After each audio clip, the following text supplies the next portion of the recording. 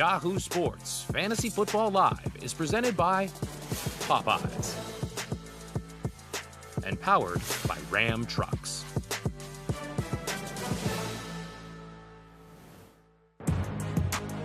We're back. It's Thursday, and we are back on our usual night. We're the three best friends that anybody could ever have, and it is time for Fantasy Football Live. Obviously, it's lucky week 13. Matt Harmon, Andy Bairds. I'm Jason Fitz. Do we believe, are we superstitious, just a little stitious? Like, Harmon, are you anywhere on week 13 coming in on this one? Like, does it give you some sort of weird feels coming into this week, knowing that some people don't like the number?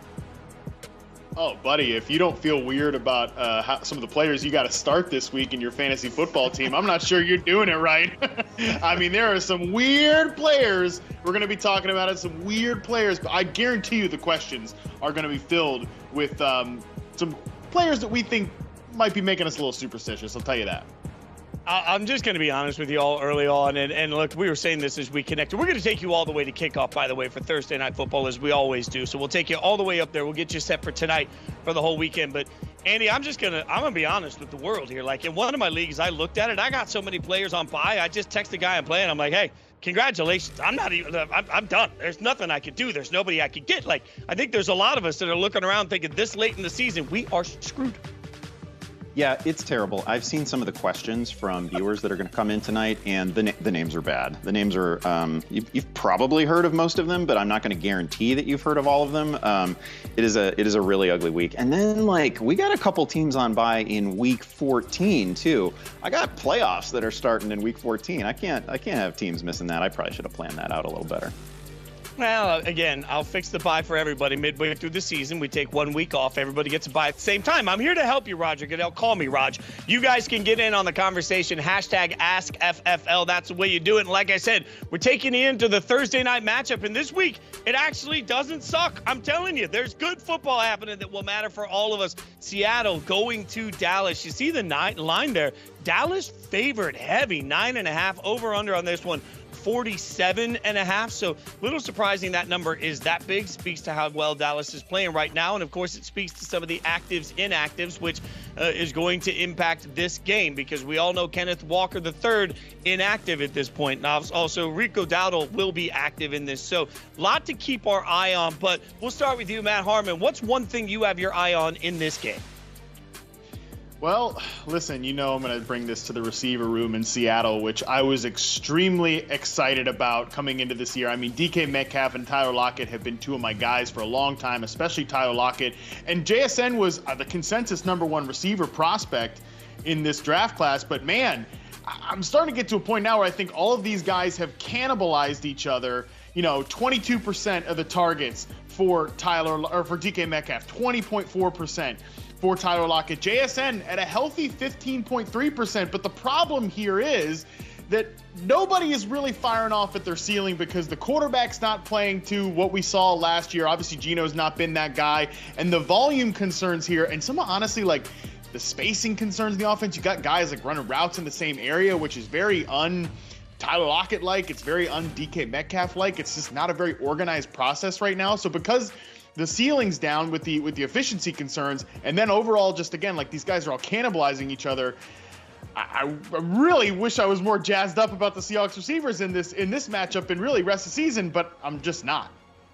Yeah, and that's going to play into our primetime picks coming later into this show, because it gets tough when you're trying to figure out who's going to be good. I'll give you something I've got my eye on. You mentioned quarterback play, and we keep talking about Dak. And I understand we all want to talk about Dak, but maybe there's somebody else with the Cowboys that we should give some flowers to. And that's head coach Mike McCarthy. Because we've been tough on McCarthy for years for all of the things he apparently can't accomplish as a head coach. But when you start looking at the advanced metrics and the efficiency that we are seeing from Dak, it's impressive. When you start to look at everything we're seeing from CeeDee Lamb, it's incredible. And at some point, we have to look at this and say, hey, guess what? Kellen Moore's over there in L.A. not doing great work with the Chargers. They're fine, but it's not great. In the meantime, McCarthy, who's been much maligned, is out here with an MVP candidate quarterback, with a wide receiver that looks like one of the best in the game, and with an offense that is cooking in every possible way. When we start to look at the efficiency that we're seeing from the Cowboys and the fact that I think they're a Super Bowl contender, maybe we have to give a little apology to Mike McCarthy in that process. All right, Andy, what do you have your eye on in this one?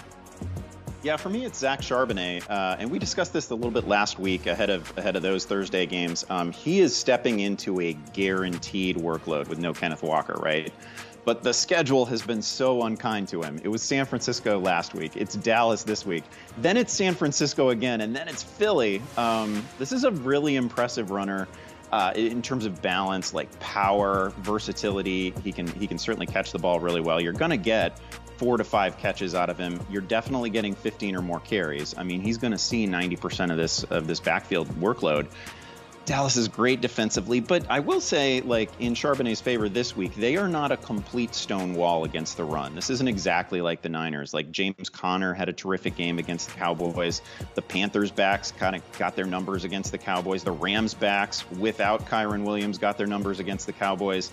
Charbonnet, I would say, I don't want to say too many glowing things about the Seattle offense exactly, but he is probably the Seattle skill player most likely to find the end zone. And there's also comfort in high workload. Let's keep the Thursday night football breakdown coming. We're going to help you now. Like, look, Santa's got a brand new bag and it's full of cash. We might as well help you get a bag full of cash too. Let's bring the props. We'll find some prop bets out here that we like. And we start with Andy Behrens. All right, Andy, give us a prop. I swear to God, if this is a kicker prop, I'm walking off. Oh, I've got one that you're really going to hate. Get ready to walk, Fitz. I'm coming off a tough L last week. So it's kicker time. I'm going to go Jason Myers. I'll give you 2. I'll go Jason Myers over 6.5 points. And come back here. You get back here, Matt Harmon, and over 1.5 field goals. We're getting plus odds on this too. Myers has drilled 10 field goals in his last 3 games. He's hit multiple field goals 7 times this season. Come on, Harmon, you're down for that. The other kind of, it's not a fun thing about Seattle, but Seattle ranks 25th in the league in red zone touchdown percentage, which you love to see if you have Myers on a fantasy roster. They can move the ball just fine, and then all breaks down when they get in the red zone. So this offense is a field goal machine. He's definitely going over 2 tonight. 2 things here. Number 1, Mr. Behrens, but the minute I walked off, my agent said I had to come back. Number 2, you sounded surprised when you said we're getting plus odds. Like, were you going to play this if we were getting negative odds? Like, what are you doing here? No, I was doing this no matter what. It was just a little bonus. You know what? I'm going to give you a prop that's actually a quality, well thought out prop of something people like. Quarterback rushing yards. All right, so here's the thing. Like, we are just absolutely. But here, yeah, I know Harmon's rolling his eyes. I tell you all the time on Thursday Night Football, I like rushing yards. Well, Dak Prescott over 12.5 rushing yards. But remember, Dak's hit that over 6 times this year, and it's a Thursday Night Football game. What happens on Thursday night? Quarterbacks run for a little bit more yardage. I've been making money on this for a long time. But you know what, Harmon? I hear you, and since you challenge me, I like to make things a little bit bigger. So I'm going to give you a double rushing quarterback prop because we're going to throw Geno in over 10.5. Yeah. Geno's number 2 of the last 3 games, also 4 times, 4 rushes last Thursday. Like, look, Thursday Night Football, things break down. All you need is 1 or 2 good rushes. You hit those yards, and if you play all that, plus 250. Plus 250, Harmon. I'm out here making people money on quarterback rushing props. I know. All right, Harmon's going to make us legitimate now with a prop that people actually like. Yeah, I mean, for God's sakes, we're talking kicker props and like, oh, please, Dak Prescott, scramble for 1 first down. My God, that's no way to watch a football game, folks. You're rooting for kickers. You're rooting for field goals. You're not rooting for big plays and touchdowns. Give me a break. Here's what you're going to do. You're going to go to your little sports book there, and you're going to go to CeeDee Lamb, over 83.5 receiving yards, and you're going to take that, all right? He's one of the best players in the league. He's been one of the best elite separation receivers right now in the game. He's on fire. His quarterback's on fire. The Seahawks defense is kind of a mess. I mean, those guys were tilted against the 49ers last week, and you're going to take a real prop here, not this goofball stuff the other guys are throwing out. You know what? Since we're on air all the way up to kick, I really can't do this, but I think what I'm going to start doing is playing all of our props together as one massive parlay and see what we can do if we get, like, if we hit all of these. I feel like, we'd get independently wealthy. You're going to be asking that agent for a raise is what you're going to be doing. If you're going to here's what you're going to be doing if you're doing that. Oh, you're not wrong. All right, it's time to look at some fantasy game changers this week, powered by Ram Trucks. You know what we do here. We like to give you a word we associate with Ram Trucks, and then a player we also associate with that word. Matt, your word is trustworthy. What do you give us for trustworthy? Listen, I just bagged on you guys for doing ridiculous stuff, and I'm about to say that the Pittsburgh Steelers are trustworthy. Now that is absolutely ridiculous, but Najee Harris and Jaylen Warren, I think both of these guys are extremely trustworthy this week. Number one, yeah, obviously ousting Matt Canada and finally getting over 400 yards of total offense last week. They had never done that in the Matt Canada era, if you'd like to call it that era, error, whatever you'd like to say. They'd never done that. They finally did that. They activated the middle of the field from a passing offense standpoint. That was great. But quietly, this team has been running the ball extremely well for a while. Since they came back from their bye week, so since week 7, these Steelers are 852 rushing yards since week 7. That is second in the NFL. They've been efficient. They've been explosive. No one has more explosive runs than Najee Harris this year. I was told he was not allowed to rip off big plays, but he has been doing it, and I think he does it a lot more against this Cardinals defense that ranks 30th in EPA per rush allowed and was obviously just ripped up by Kyren Williams. You can trust both of these Steelers running backs in your lineup this week. You just used trustworthy with the Steelers offense. I think you might still be drunk from Thanksgiving. All right, I'll give you a word here. Capability. Last week, yeah, the capability is the word, and I'll give you Alvin Kamara. And the funny thing is, I think most of what's happened for the Saints so far this year has been a disappointment on the offensive side of the ball, but Kamara hasn't been. His yards per rush is down a little bit, but overall his rushing yards are on pace to be what they need him to be, and his targets in the passing game are actually up. No surprise given the fact that Derek Carr's really comfortable using running backs out of the backfield. As much as we talk about the disappointments we have seen from the Saints offense versus what was expected, we have not seen any disappointment because of the capability from Alvin Kamara specifically. He is able to make the most out of every situation. I think when this season is done, the Saints are going to look in the mirror and wonder how they had the weapons they had and didn't have a better season, but Alvin Kamara is going to look in the mirror and say, hey, I did the damn thing, and I did it consistently and well all year because of my capability. So I'll give you Kamara there. Andy, that means you are up, and your word, good sir, luxury. Just like, getting to hang out with you, luxury. Yeah, I'm going to go with Chiefs rookie Rashee Rice. He's a luxury fantasy receiver. He's coming off his first 10-target game. In a week like this, 6 teams on bye, Rice is a locked-in fantasy starter. He just caught 8 balls for 170 yards, 1 score against your Raiders. That's 5 TDs on the season for Rice. He's playing about 2/3 of the snaps pretty regularly right now, so playing time isn't much of a worry. He's also catching nearly 80% of his targets, which is like a running back's rate. So he's the rare Chiefs receiver that is not going to produce like a game-changing drop. He's pretty much the only one who hasn't done it this year. Obviously, Patrick Mahomes elevates Rice substantially. Also, Rice was primarily used from the slot in the first half of the season. He's now lining up everywhere. He's out wide as much as he's in the slot. That's fun. It keeps him on the field. It opens up more of the offense for him. They're getting him the ball in different ways. I think he is an absolute luxury this week.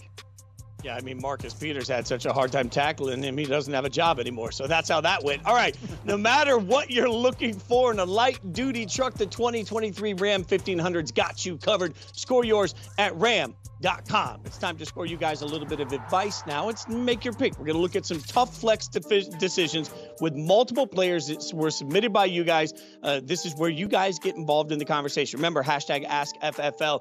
We'll throw these to the guys. We got question number 1 coming up from KC Sports Geek. Says non-PPR need 2. Javonte, Brian Robinson, Hopkins, or Rashee Rice. Hashtag AskFFL. All right, you were just talking about Rashee, so what do you think on this, Andy?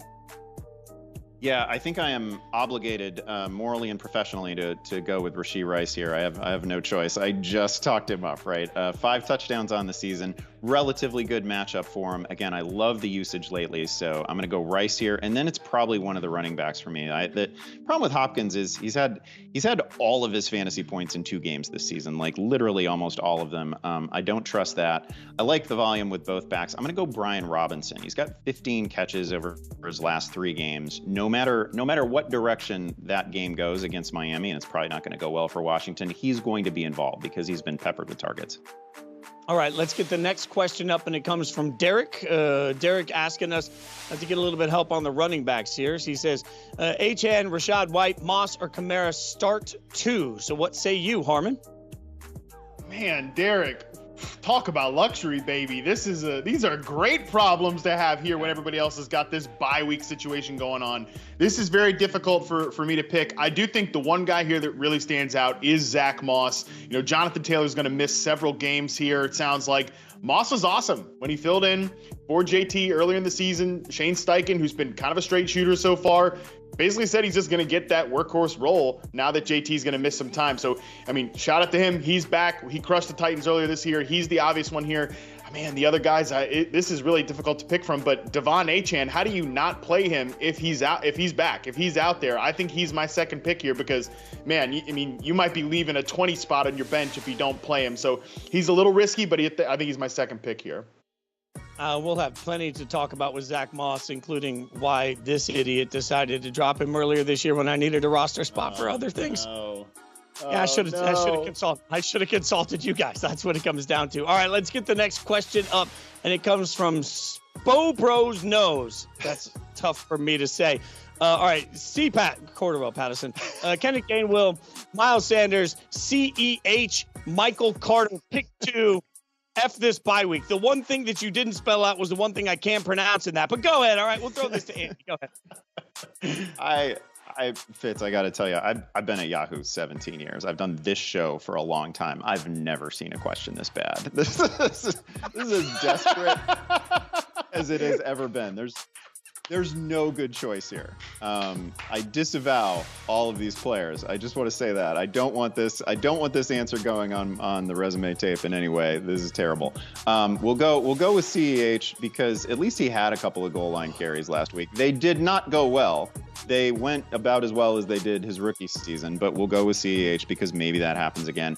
And I like Miles Sanders probably sees the most touches from this rogues gallery. I got nothing for you. This is a big L for you this week, Sports Bro. I just love the admit. It's like, hey, I got nothing. And look, I respect the hell out of that. Let's get one more in. See if we can help Josh. Josh giving us our next question. Ask pick 2 running backs in a flex in a half-point PPR. Gibbs, Breece Hall, Moss, Ayuk, and Devonta Smith. All right, what do you think, Harmon?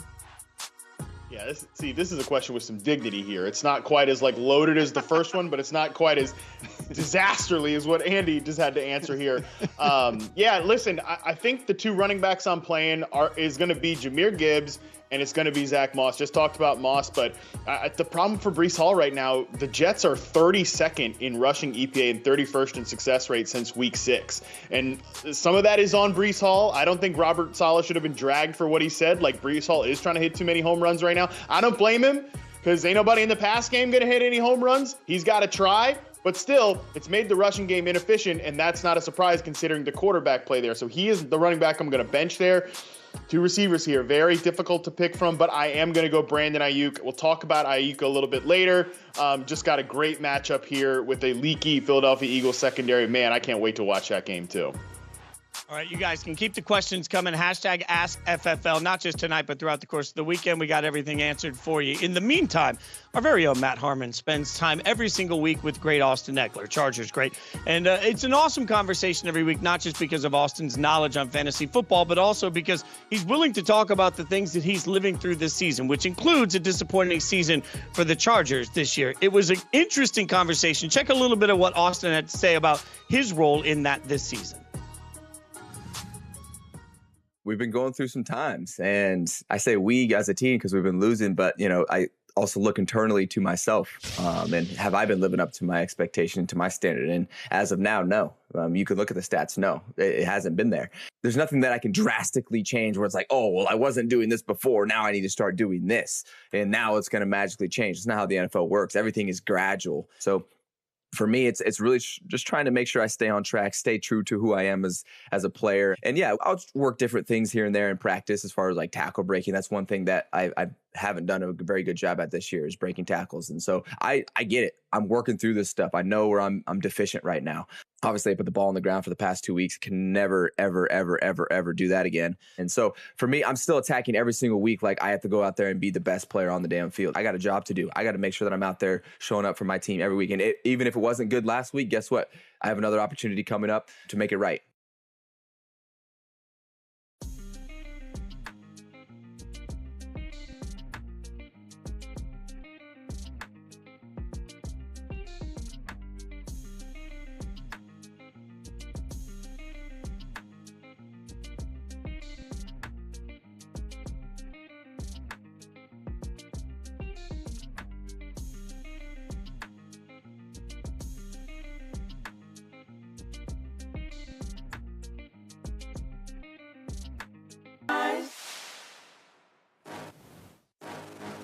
We're back on Fantasy Football Live. It's week 13, just 2 weeks until the fantasy playoffs, and 6 teams on bye, people. So now it's time to sauce it up with 5 new flavors of wings from Popeyes. And you, the viewers, each week we get your bold fantasy takes on the week's hottest topics through social media. This week we posed a question at Yahoo Fantasy. What player on bye did you need to play this week to keep your fantasy hopes alive? We'll see if we can help you guys a little bit here. Let's pull one of these up that was submitted. This one came from Randy, hashtag AskFFL, with the great gif of Josh Allen saying, Josh Allen picked up Minshew and Stafford. Which do I play? Andy, what do you think here?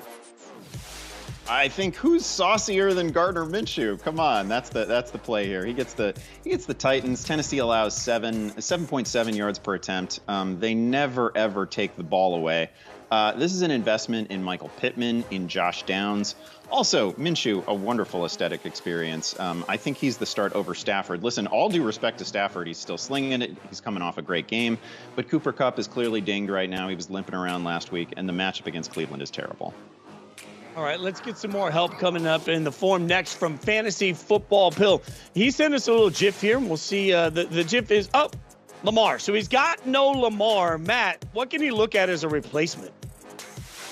Ooh, can I interest you in a lightly used Baker Mayfield? He's well-traveled. He's on his 4th team. Why not give him a shot? Look, this is personal growth because I'm not a big Baker Mayfield fan, but I'm telling you, you can play Baker Mayfield. I mean, really shout out to me for some personal growth here. But like Andy said, this is just a way to get attached to Mike Evans, man, because I think Mike Evans is going to absolutely dunk on the Carolina Panthers this week. He's been kind of making a career out of dunking on the Carolina Panthers. And I think the Panthers' pass defense metrics, some of it looks pretty good, but honestly, it's pretty phony just because they haven't been competitive. Really, teams can run all over them too. They're dead last in pressures this year. Baker should have some time to sit back there and a little bit of a revenge game. Why not for Baker? Look, that's a saucy take by you. See what I did there? And instead of dunking, maybe dipping, like dipping sauce. Okay, let's get Zach in on the fun next. Look, I feel this, Zach, all the way to my core. This is his lineup right now. Sent the picture of it. Gus Edwards on the bye. Barkley on the bye. Kincaid on the bye. Lamar on the bye. It just keeps going. It's like in sync. Bye. All right, so Andy, all this on the bye. Who's somebody maybe he can pick up?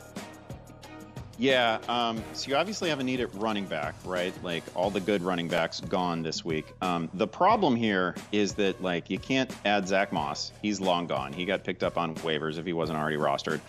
You saw a Sports Bros question not that long ago, like, the names are terrible. So I'm going to give you one that is slightly less terrible than the rest.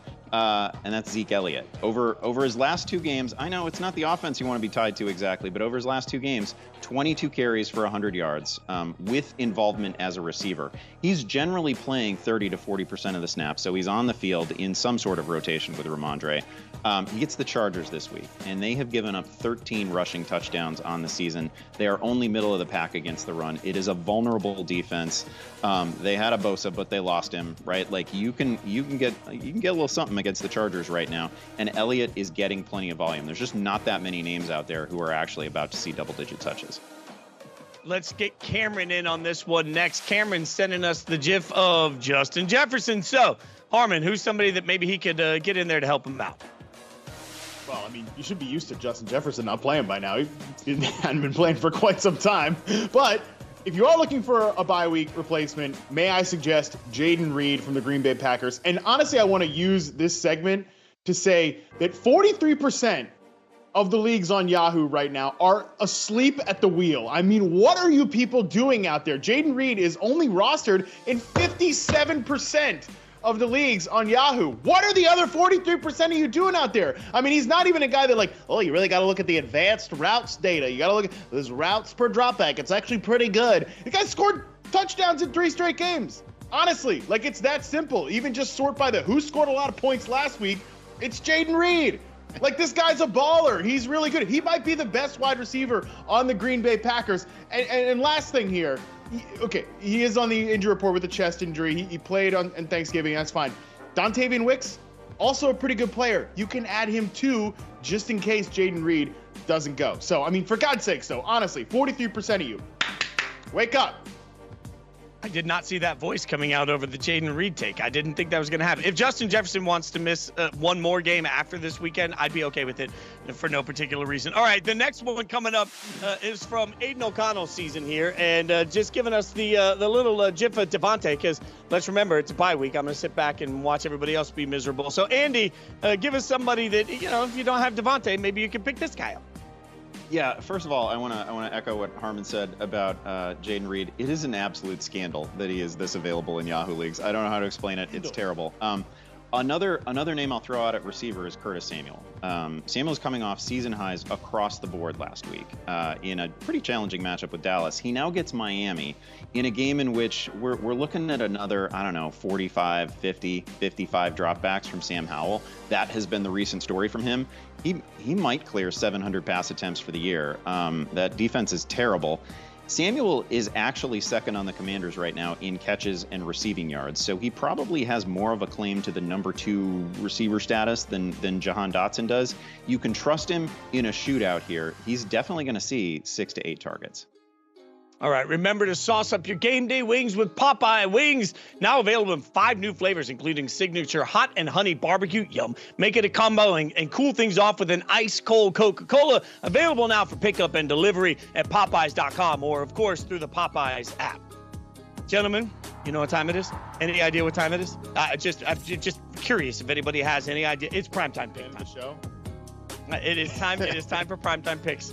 And this is what we do every single week on Primetime Picks. We have the Thursday game, the Sunday night game, and the Monday night game to pick from. And we pick one player from each night. And from that, we are given a cumulative number of points. That's an important thing to note here because it's been a very tight race this week, this year. And last week, I scored an embarrassing number of points 2 weeks ago, and I was embarrassed to be on the show. I gave an apology. The football gods turned some things around because the standings show it. Oh, back in first place, back where I belong, back at my perch. 5 weeks, won a big week for me. I'm not going to lie. Oh, I feel good. And that means it is draft time. And of course, because of the draft order, Andy Baird, you are on the clock first. We have the Monday night, Sunday night, and Thursday night games available to us. Good sir. You are up first. Who would you like to pick? I'm afraid I must report terrible news. This contest is once again rigged. I thought we unrigged it, but no, we're back again. I'm gonna take Travis Etienne in the Monday Nighter, mostly because there are just not 3 players that I trust in that game, and I don't want to see who would come back to me. So give me Etienne. I know he's been quiet lately, but he did see 24 touches last week, and the Cincinnati matchup is just such a gift. The Bengals will allow whatever it is that you want to do, but they're giving up 5 yards per carry on the season. I think this is definitely a get-right week for Etienne. By the way, the Bengals, Jags, Monday night game, Chiefs, Packers, Sunday night game, Seahawks, Cowboys, obviously, tonight. So that means, Matt Harmon, you are up next. And I'm a little surprised. I'm not going to lie. Etienne off the board first wasn't what I expected. Harmon, what are you going to do? Well, Andy is desperately tilted because Scott Fish can't come in here and give him some weird rules to make him, get a flex kicker in this spot. So Andy's, you gotta give a little apology to Andy here. He's a little on tilt about this. So he did make the incorrect choice. The obvious number 1 overall pick this week should be CeeDee Lamb, playing tonight against, like I said, a Seahawks defense that can be beat. You want to beat him through the air? They can do that. Can't really pressure the passer either. I think Dak Prescott's going to be sitting behind that fortress of an offensive line that Dallas has been operating with, and his number 1 read there, his number 1 guy, CeeDee Lamb, is going to be piling up production tonight. Yeah, I really would have thought CD would go first. And as the guy in first place, I'm really the expert on this. All right, so next up, I've got 2 straight picks for you. We'll start with Travis Kelce, partially because I'm still hurt after watching him just absolutely annihilate the Rams. I won't say annihilate, but it just felt like a get-right game. Kelce felt right. Kelce is still going to be the number 1 option in all things that they do. They take on the Packers. I think that's a winnable matchup for them. So I feel pretty good about that, which then we make the turn here. And now it gets a little trickier for me, and I don't trust, really, I have trust issues with everybody involved here. So out of desperation, I'll take somebody off the Bengals. I got to take Jamar Chase, even though their quarterback situation is hot garbage. I'm still going to believe that at least if you got a hot garbage quarterback, you can force the ball to Jamar Chase enough to make it work. Like that's, Browning to Chase is going to be the only way that Browning doesn't get an earful every time he hits the sideline. So I'm going to bet that maybe that works. Harmon's shaking his head at me like, already ready. Go ahead, Harmon. What do you got? I mean, bro, he had to make one big play last week because the ball got tipped in the air and he ran after the catch. T. Higgins is coming back too. I mean, unfortunately, you have also made an incorrect pick. So that is a shame. But what can you do? I mean, it's not like you're going to take anybody else. So I'll go next here.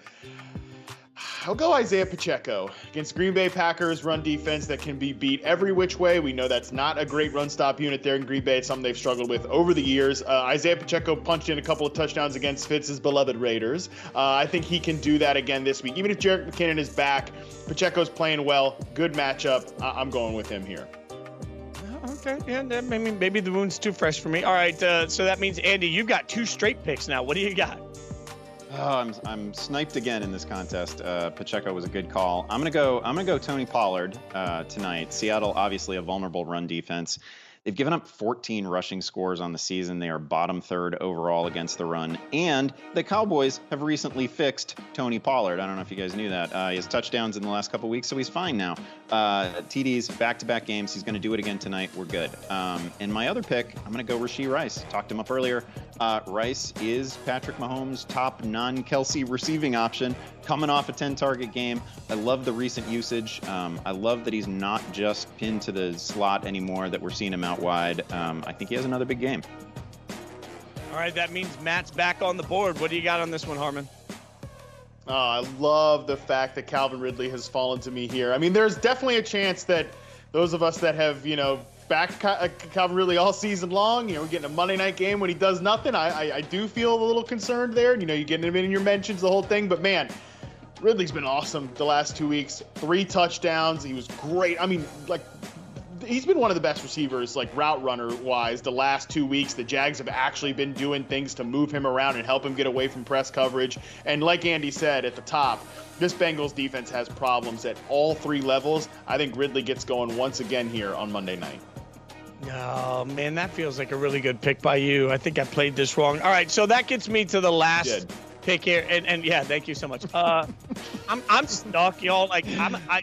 I'll be honest, I had to make this pick. I flipped a coin. I flipped a coin. I'm going to take Zach Charbonnet, the running back, obviously. Got to get somebody out of Thursday night. This really comes down to, do I trust the wide receivers? But, Harmon, everything you said about the Seattle wide receiver room just feels real, right? I don't know who to trust. Do I trust DK? Do I not trust DK? He's had a couple of big weeks in the last 3 weeks, but also I just don't, I don't trust it. So I go Charbonnet as the last pick here.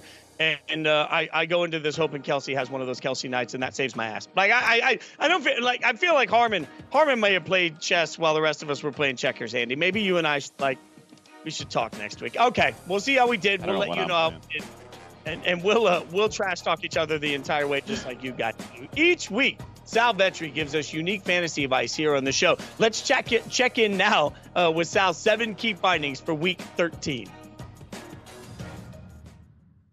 Here are the 7 key findings that'll help you win your Week 13 fantasy matchup. Finding number 1 is the pickup and play of the week. And in a week with 6 teams on bye, this is important. It is Curtis Samuel, who was injured from Week 7 to 11. But in Week 12 on Thanksgiving, he was finally healthy, and it showed with a team-high 12 targets and a 100-yard game. Samuel now has 4 top 24 finishes in his last 5 games, and this week he's a 10-point underdog against Miami. Expect the Commanders to continue to throw at a high rate. Finding number 2 is a player who is trending up. And this is the Packers wide receiver Christian Watson, who's heating up at the perfect time for your playoff push. On Thanksgiving, he led the Packers receivers in snaps, routes, and targets, and it led to a season-high day of 94 yards and a touchdown. And his day would have been even bigger, but Jordan Love underthrew him late in the 4th quarter on a would-be 30-plus yard touchdown. You are getting Christian Watson finally healthy, and Jordan Love looks like one of the best quarterbacks in the league over the past month. This combination is leading to upside for Watson. Finding number 3 is the best spot of the week. And this is for the Tampa Bay Bucks running back Rachaad White, who over the last month has been a top 3 running back in fantasy. During this stretch, he's playing 81% of the snaps and averaging over 20 opportunities per game. We know he's a great receiving back, ranking top 5 in basically all those metrics, but last week he was finally efficient on the ground, taking 15 carries for 100 yards. And now this week he faces a Panthers bottom 5 run defense that just allowed a struggling Derrick Henry last week to put up 20-plus fantasy points. Rachaad White is in the best spot. Finding number 4 is the sketchy spot of the week. And this is for Joe Mixon, because the entire Bengals offense struggled last week without Joe Burrow, and they also didn't have T. Higgins. Cincinnati barely barely cracked 200 yards of total offense, and this led to Mixon carrying the ball 8 times for just 16 yards. And now in week 13, the Bengals and Mixon are 7-point underdogs against the Jags defense that allows the least rushing yards this season. Now there's 6 teams on bye, so you probably don't have a great replacement, but Cincinnati's not going to reach the red zone all that often, so if you do have a viable replacement, I'd consider it. Finding number 5 is a name to keep in mind. And this is the Chargers wide receiver Josh Palmer, who is going to miss one more game while he's on IR. But now is the time you want to add him. He's available in over 70% of leagues because the Chargers have no other options outside of Keenan Allen. Their wide receiver 2 and 3 last week in Jalen Guyton and Quentin Johnson combined for just 11 yards. Yeah, they need Josh Palmer because over Palmer's last 4 healthy games, he's seen 7 or more targets in all those contests and averages 13 fantasy points. Finding number 6 is a player who is trending down. And this is for the Cardinals running back James Conner, who hasn't topped 8 fantasy points since week 3. Now, he returned from injury in week 10, and in week 10 and week 11, he was the clear RB1 playing over 60% of the snaps. But we saw his role change a little bit in week 12 when he played just 39% of the snaps, a season low. Now, this could have just been due to the blowout, but even earlier on in this game, Michael Carter, the new addition, the former Jet, was involved. Carter actually led the backfield in routes run, and this led to a solid 5-target performance. He was doing similar things earlier this season by limiting Breece Hall's passing game upside. And if this continues in Arizona, it will limit the upside for Connor in games where they get behind. Finding number 7 is a rookie on the rise. And this is for the Chiefs wide receiver Rashee Rice, who saw a season-high 71% of the routes run and 31% of the targets. This led to a strong day of nearly 20 fantasy points and over 100 yards and a touchdown. Rice now ranks top 15 in wide receiver efficiency this year, not just amongst rookies, amongst all receivers, and top 10 in fantasy points per target. And his rest of season schedule is great. His final 6 matchups are against teams that rank in the bottom half of the league in secondary play. So there you go, fellas. These have been the key findings that'll help you win your fantasy matchup this week. All you have to do now is take this information as always and smack around your competition with it.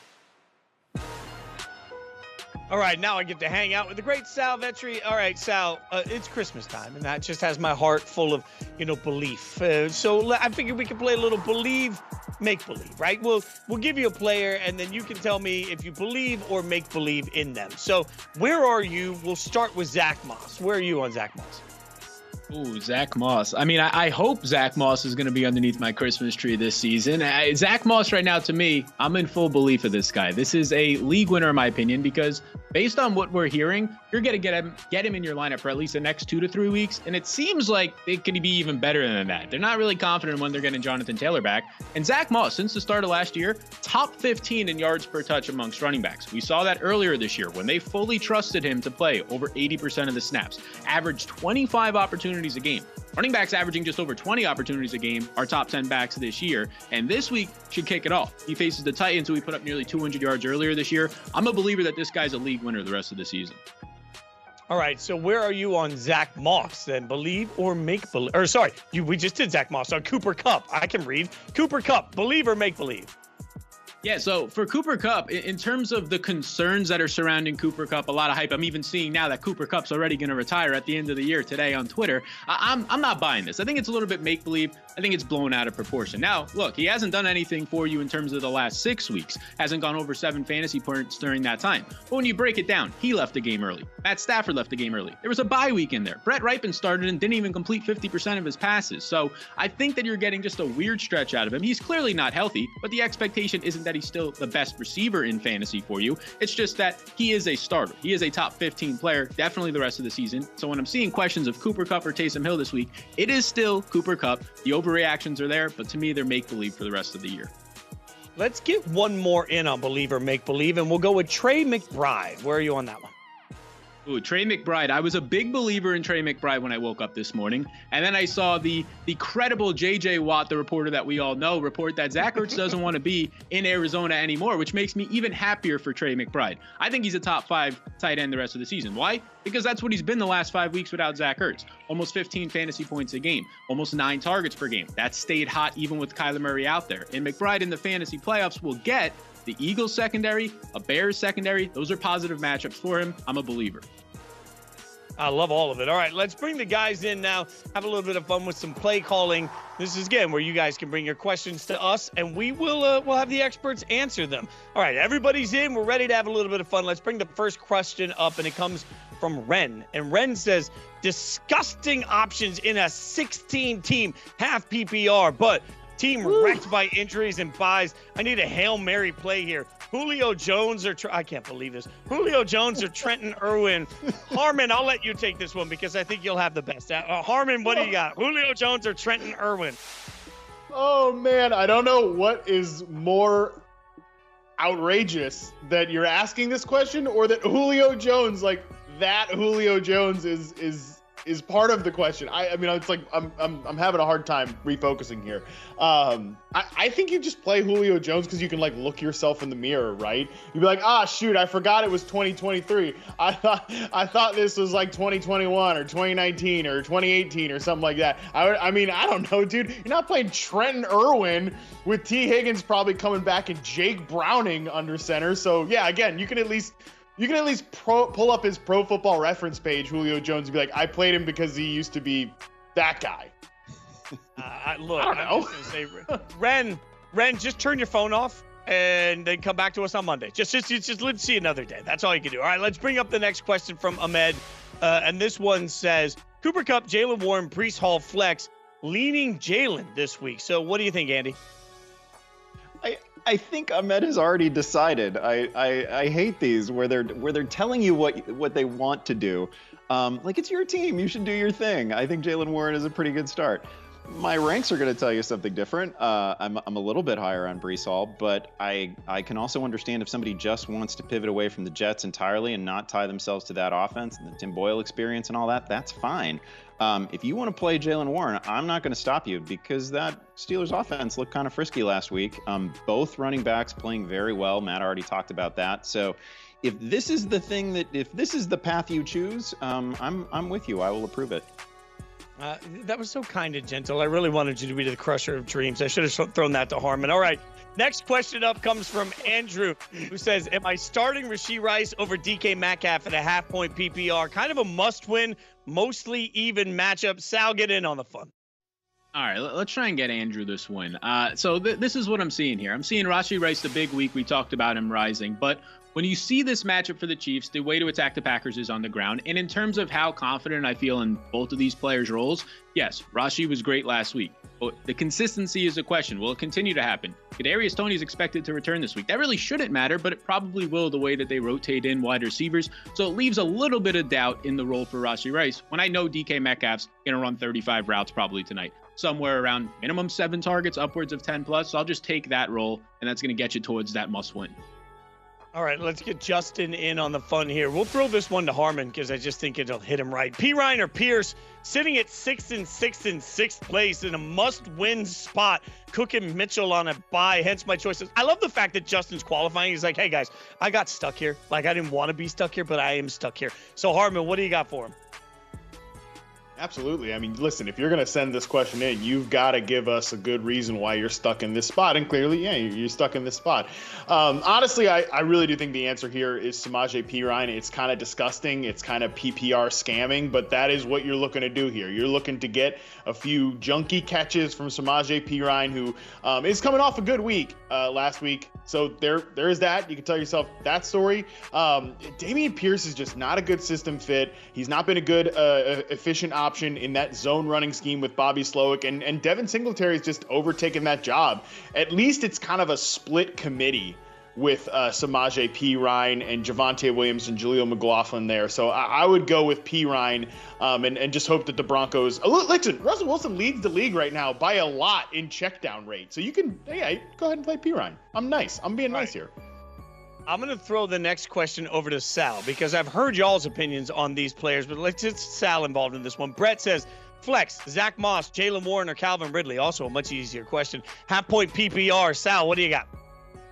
Yeah, so when I see this, the name that stands out to me the most, we just talked about him, it's Zack Moss. For this week specifically, when I'm looking at receivers and running backs, Moss is a top 10 option in my opinion. Those other guys are great plays, just not in that same caliber of Mr. Zack Moss. Look, Zack Moss has that great matchup that he dominated earlier this year. The Titans over the last month have slowly given it up more and more to running backs. He'll have a 3-down role, including the receiving department. So I like Zack Moss here to see over 80% of the snaps, to see 20-plus opportunities is what it's looking like.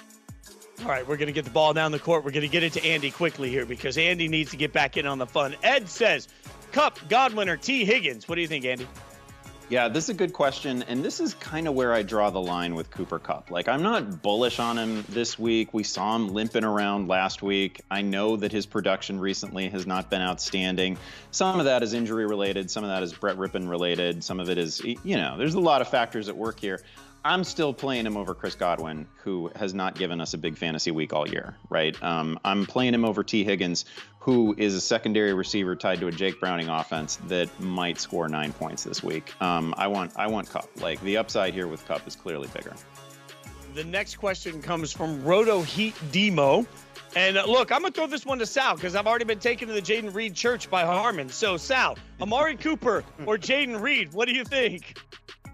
Yeah, so if we're looking at just recent game logs, the answer easily becomes Jaden Reed here, but that's not what we're doing here on Fantasy Football Live. We're going to dive a little bit deeper into this. So Amari Cooper, when you're looking at this upcoming week, Amari Cooper is going to have to potentially play with Joe Flacco, who he hasn't played with all year, or maybe at best Dorian Thompson-Robinson. That's not great, but he's been doing this since the beginning of last year, whether it's these similar quarterbacks, DJ Walker, Jacoby Brissett. And what does he do during that time? Just still averaging over 8 targets per game, still getting open. Jaden Reed, a true test this week, not just for him, but really Jordan Love against a better Chiefs defense. When I look at the roles here and the overall target shares, I think you're going to get Amari for a few more targets and better efficiency than what you've gotten out of Reed this year. Reed's been great, but I'll take Amari.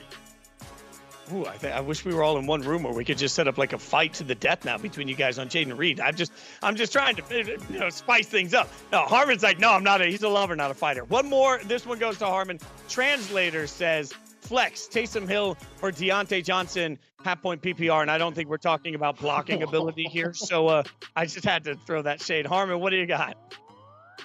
Honestly, I mean, just shout out to Sal for finally bringing up the name Joe Flacco as like a serious option here in the year 2023, because we're probably getting Joe Flacco this weekend, you guys. Like that is where we are at, and it might be an upgrade for the Browns. That's where we're at. We're also at the point where we're starting Taysom Hill. I mean, my God, I think Deontay Johnson is in a good look. Listen, actually, let me take it back. We're going to start Deontay Johnson over Taysom Hill. I mean, come on, let's get serious here. I know there's the Taysom Hill gimmick stuff, the Kalen Saunders package with the Taysom Hill package. It's a real delight, you know. It's not really the only good thing that the Saints do in the red zone, but Deontay's getting the volume. They were actually attacking the middle of the field last week, and that Cardinals secondary is almost as bad as that. Actually, probably is maybe a little worse than that Cardinals run defense. It's hard to say. So I'm going to take the serious option here, sort of. I mean, not that Deontay's a very serious player, but I'm going to take the serious option there with Deontay Johnson, I guess. It's about his blocking. I'll say it again. Hashtag AskFFL. That's how you guys get in on the fun. In the meantime, it's time for a quick break here on Fantasy Football Live. But this week, we've got a battle atop the NFC. We'll break down all the fantasy goodness as the Niners travel to Philly Sunday afternoon. Stick around. We'll do that next.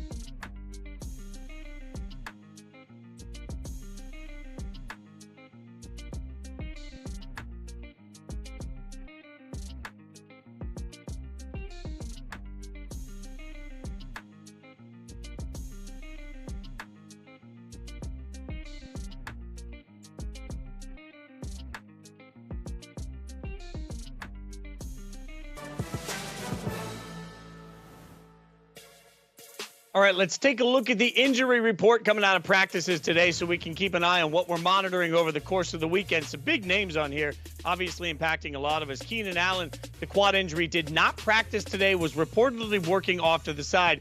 T. Higgins, their hamstring, returned to practice today, was limited. Chris Olave with a concussion, limited today, still in concussion protocol. Marquise Brown with a heel, didn't practice today. These are some notable names. Also, Aaron Jones, Trey McBride missed practice today. But let's take a look at Keenan Allen real quick here, Andy, because I don't know what to make of the fact that nobody can ever stay healthy with the Chargers. But this is concerning for an offense that hasn't been able to find their rhythm and now needs to find a way to get him back on the field. Yeah, we've at least seen Keenan play through some stuff. I'm not going to say that I'm totally confident that will happen, but I'm reasonably confident that will happen this week. They obviously need him because they have nothing behind him, nothing at all. This is pretty much the Keenan Allen show. Thought it was funny listening to John Harbaugh come off the field at halftime last week talking about how, yeah, we're doubling Keenan Allen all the time. That's like information that you would rarely hear from a head coach in the middle of a game. But what else are you going to do with the Chargers? He's the only guy you worry about. And to his credit, he's still getting open. So, Harmon, I want to get your thoughts on T. Higgins because you mentioned him earlier, obviously, and all kidding aside to what it means. There is some level of Jake Browning coming in at quarterback. I mean, how much do we trust Browning to be able to go through progressions, read enough, and be able to get the ball to a secondary option in T. Higgins behind Jamar Chase? I mean, very little, very, very little trust here. I mean, Fitz, that offense ran 41 plays last week. They're in the worst spot too because it's not their defense has completely fallen apart. I mean, I'm concerned for old Lou Anarumo that he might have seen his window to get a head coaching job, which he was barely getting interviews anyways, despite the fact he's a great defensive coordinator. Might see him pass him by here because this defense has been terrible this year because of some of the personnel choices they had to make. So defense can't stay on the field. The offense is hurrying to get off the field because they can't stay on the field either. It's just an absolute mess at this point. So, I don't have a lot of faith in Jake Browning when he is actually on the field. And because the defense can't get off the field, he's not going to be on the field that much anyway. So, pretty big problem. Great point on Lou, by the way. Like, it wasn't that long ago this year that people were saying, hey, he's going to be a hot head coaching candidate. Now it feels like the wheels may have fallen off on that defense. The wheels have not fallen off on the matchup of the week that we are all pumped for. Obviously, that's the 49ers taking on the Eagles. We know how important that game is going to be throughout the course of the playoff seeding. So let's take a look at some of the angles here that we've got our eyes on. Matt, what's something that stands out to you in this game that you're looking for?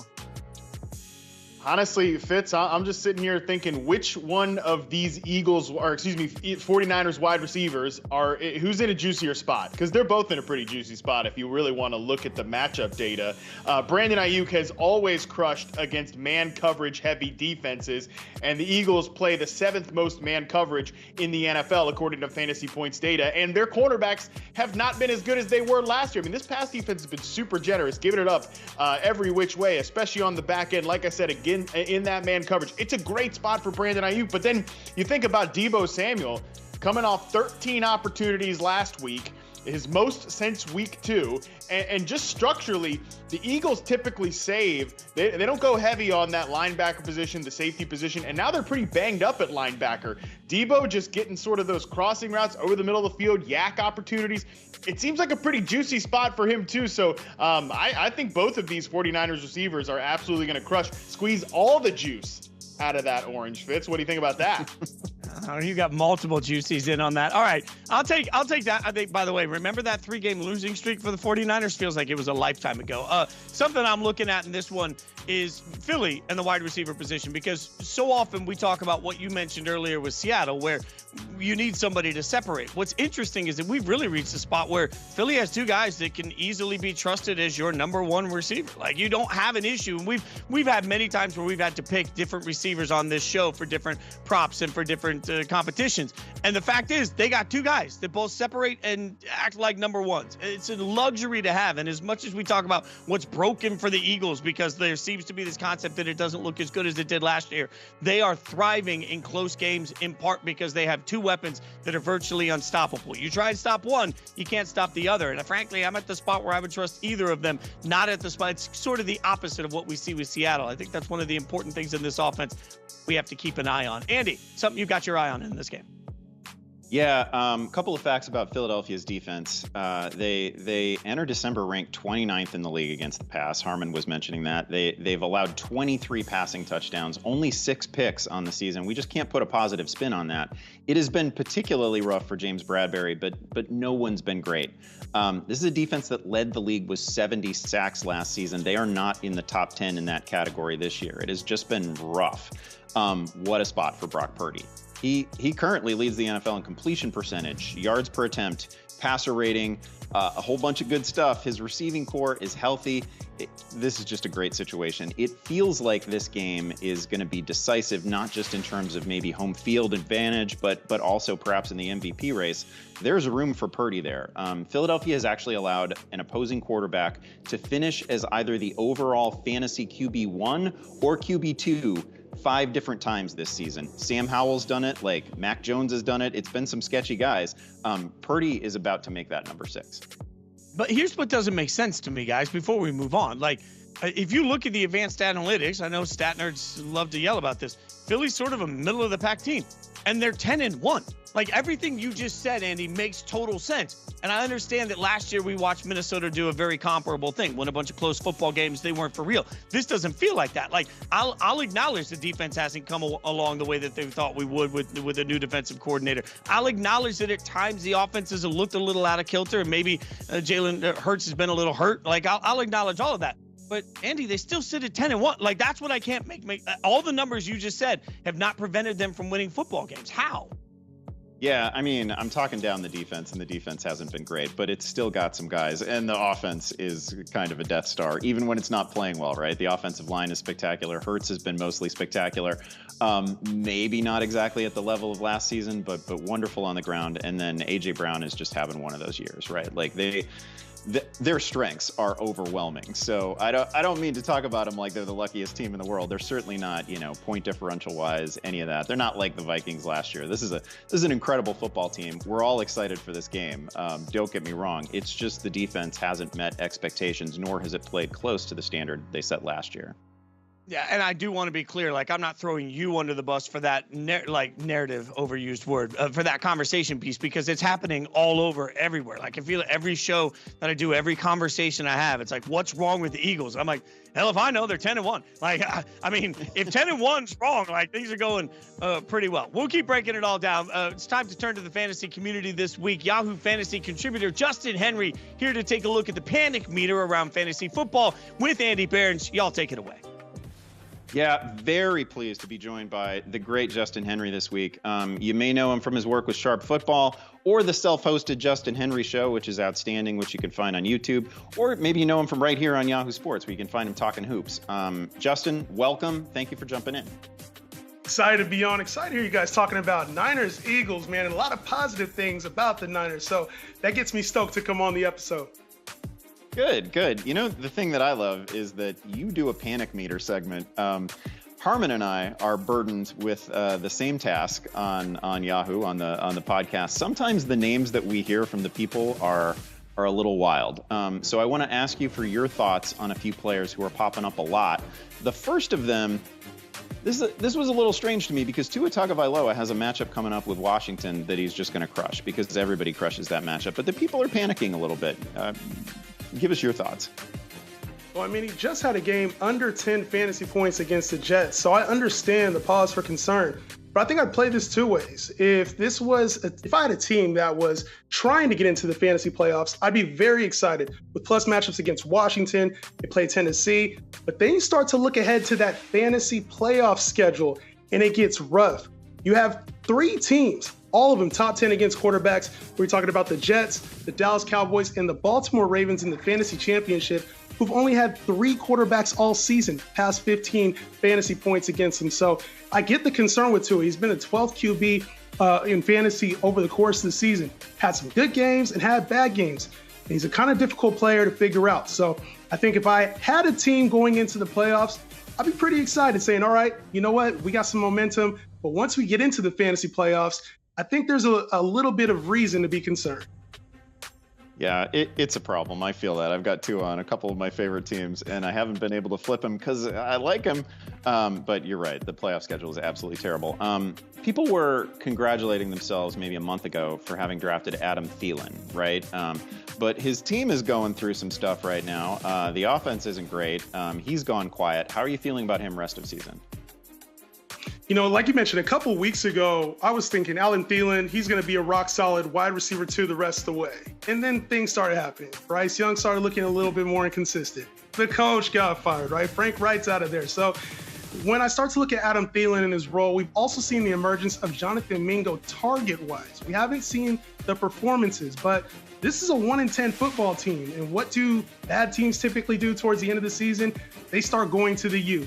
It wouldn't be surprising to see Adam Thielen continue to be an inconsistent wide receiver 2-ish, wide receiver 3 type play.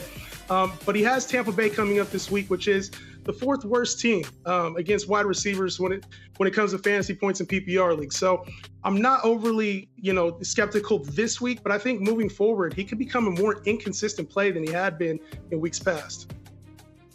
Another wide receiver I want to bring up, like 95, maybe 99% of fantasy players had not heard of Puka Nacua like 3 months ago, and now he's absolutely indispensable to them, right? But the people are worried. Hasn't been great lately. He's had some near misses on touchdowns. It could have been better than it has been. It's settled in at like 7 or 8 targets per game. Can you give people hope on Puka? When it comes to the next 2 weeks, I don't want to give false praise, man. Like it's tough when you look at the next 2 opponents for this Rams team, the Cleveland Browns and the Baltimore Ravens. This is 2 top 10 teams against wide receivers. Cleveland, the number 1 team against wide receivers. So I think Puka, who's already been struggling since week 7, he's only had 1 game of double-digit fantasy points. This is a player I would have a little bit of concern on. Now, moving forward into the fantasy playoffs, you get a Washington team. Obviously, we've talked about them. That allows a lot of points to wide receivers. We get, in the next week, we get a New Orleans Saints team with Marshawn Lattimore probably on IR. So there's a little bit of optimism there for Puka Nacua in the fantasy playoffs. But this schedule coming up is tough, and he's a tough player to start.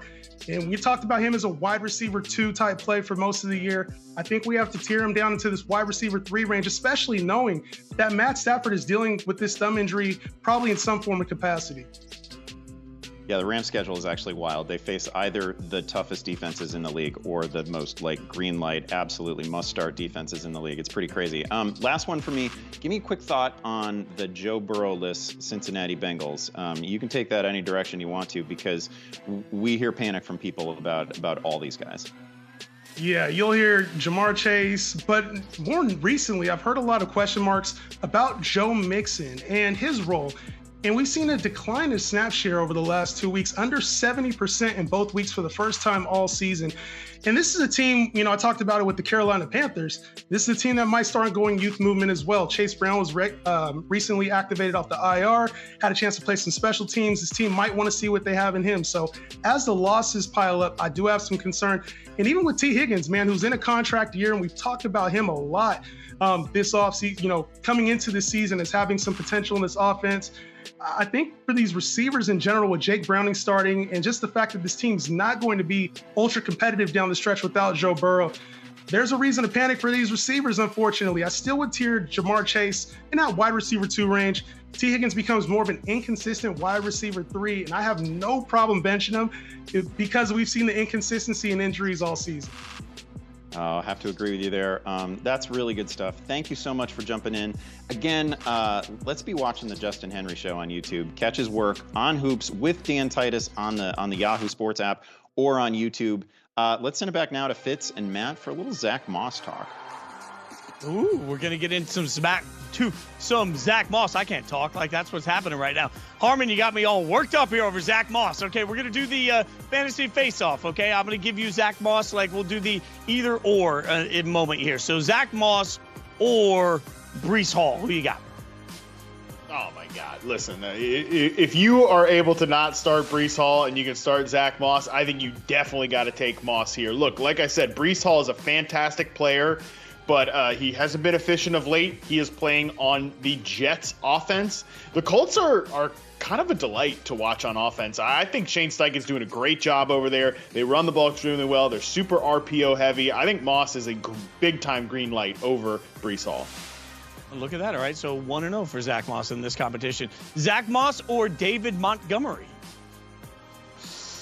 Ooh, this one is tricky. You know, it's kind of a mixed bag of a matchup for Montgomery, but it is one of the best rushing ecosystems in the NFL.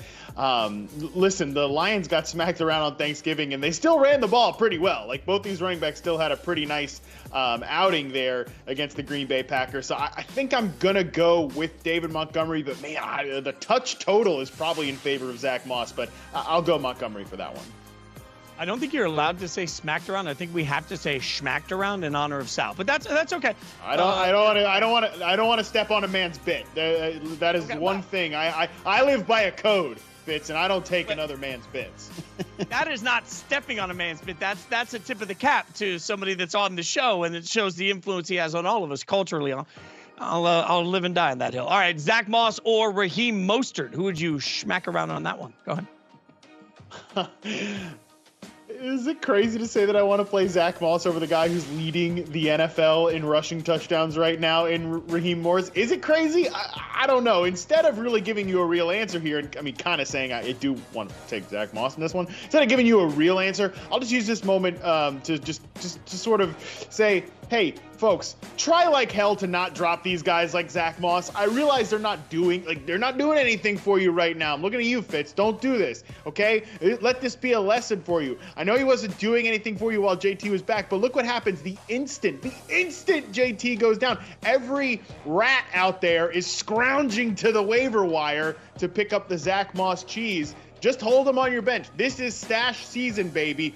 Elijah Mitchell's on your waiver wire. Add him, okay? So, yeah, I didn't give you a real answer there. I mean, I sort of kind of did, but I used it to, a moment to just grandstand there.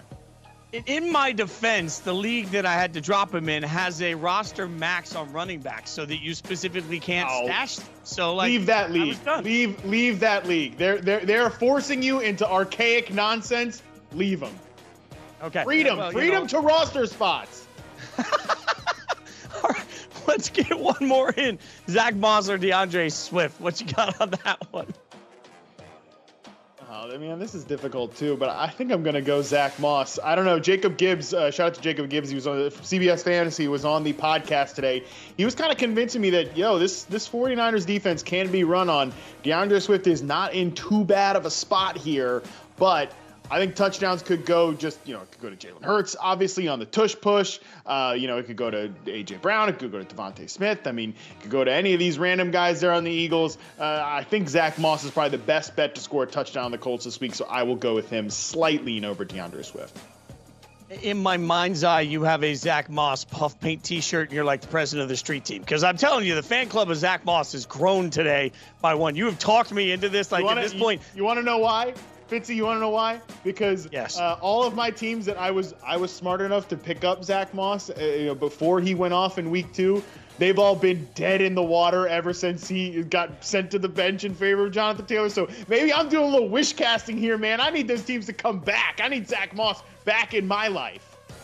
I got to be honest. I think I'm doing the opposite because I'm just looking in the mirror and realizing that I failed. And the reason I'm going to be a fantasy football loser is Zack Moss. Okay, let's bring Andy back in. Andy got enough of a timeout, grabbed some water, and now we're going to do a hurry-up offense here. Everybody feels good. We're going to go up to the line of scrimmage. We'll throw the ask up with the 25-second clock and see if we can get you an answer as we run fast-paced offense. Joe says Team 1, PPR, Javonte Williams or Zack Moss. Team 2, PPR, Deontay Johnson or DeAndre Hopkins. Andy Behrens, what say you? I'm going to get 2 questions in the hurry up. That's crazy. First of all, I'm going to go Zack Moss for reasons that have been explained, right? He was fantastic first 4 weeks of the season. I'm also going to go Deontay Johnson over Hopkins.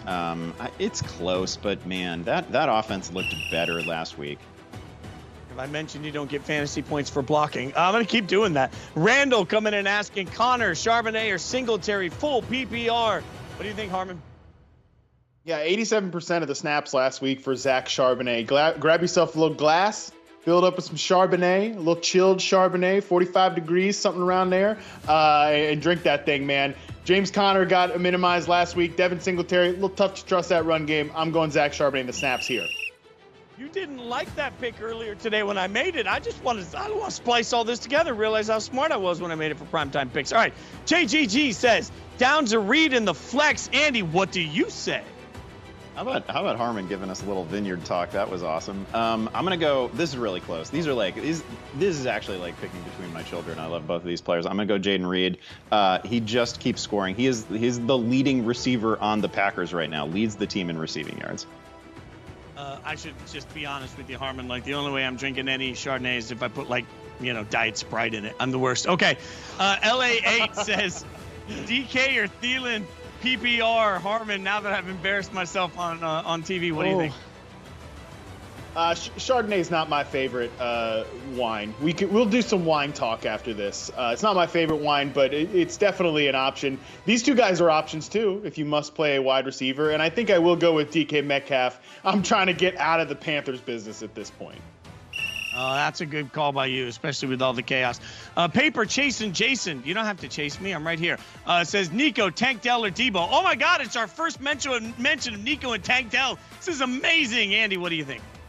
I think I am still reeling from the Diet Sprite and Chardonnay mix. I don't know what to do with that.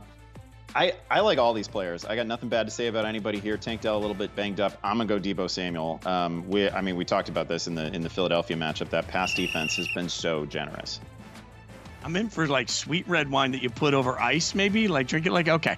I'm telling you, wine is lost on me. Scott coming in next. Scott says, it is absolutely disgusting, and I'm sorry. And he's not talking about my wine takes. Need 2 in San Francisco in SF Dynasty. Jake Browning at Jax. Joe Flacco at LAR. Bailey Zappi versus LAC. Harmon, now that I've shook with you, what do you think? Oh, baby, now we are talking. We are down in the muck. We are down in the mire with this question here. God help me. I think I'm going Joe Flacco and Bailey Zappi. I don't even know what to say to that. Alex Quigley says, Mahomes or Stroud? Yes, I'm being serious. Mahomes or Stroud? This is Andy. Mahomes or Stroud? Yeah, I get it. CJ Stroud obviously been great. He's facing a Denver defense that has been playing much better, at least against the pass. Not necessarily against the run, but definitely against the pass. I'm going to go Mahomes here. He's the best quarterback on the planet. It's not a stay-away matchup. I would agree that the run is a better play against Green Bay, but come on, he's Patrick Mahomes. I'm going there.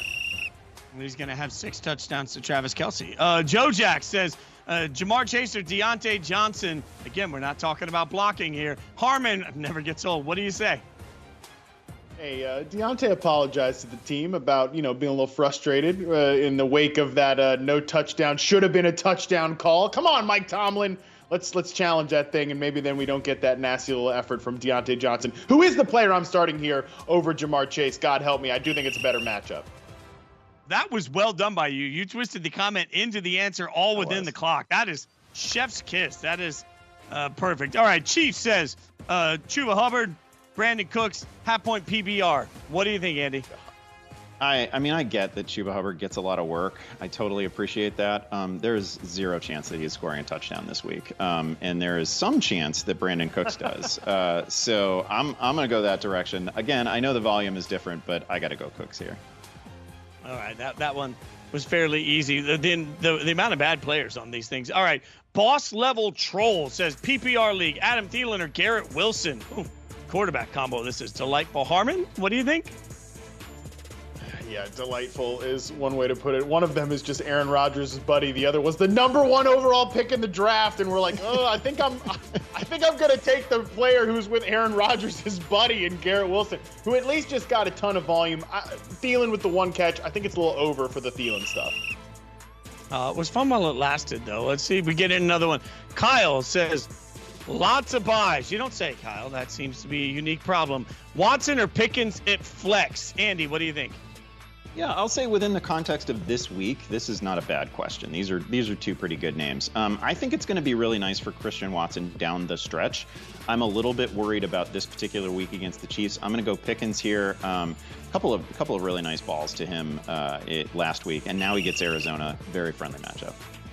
All right, gentlemen, we are going to open it up to some final thoughts as we go into week 13. And realistically, when you start talking about 6 teams on bye, I am not sure how anybody's supposed to survive that. I have no idea. So, you guys are the experts that have been doing this a long time. When you are this late into your season, legitimately, I mentioned earlier, I mean, I'm just going to take an L on a matchup this week. Harmon, do you have any advice for somebody that is just up against it that's actually serious for week 13 with 6 buys?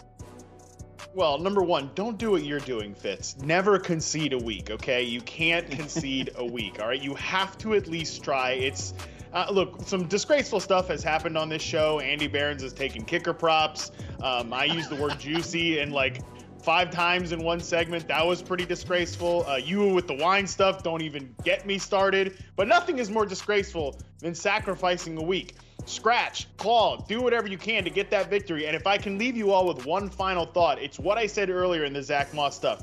That wide receiver 5 that you're never going to start, that backup tight end, God forbid the backup kicker or defense you're rocking, send those players to the waiver wire. If you're never going to start them again, they're probably not going to help your teammates or your opponents either. So get those guys to the waiver wire and stash backup running backs. I'm talking Rico Dowd. I'm talking, obviously, the Zack Moss thing. I'm talking the 49ers guy. I mean, shoot, Antonio Gibson, Roshan Johnson.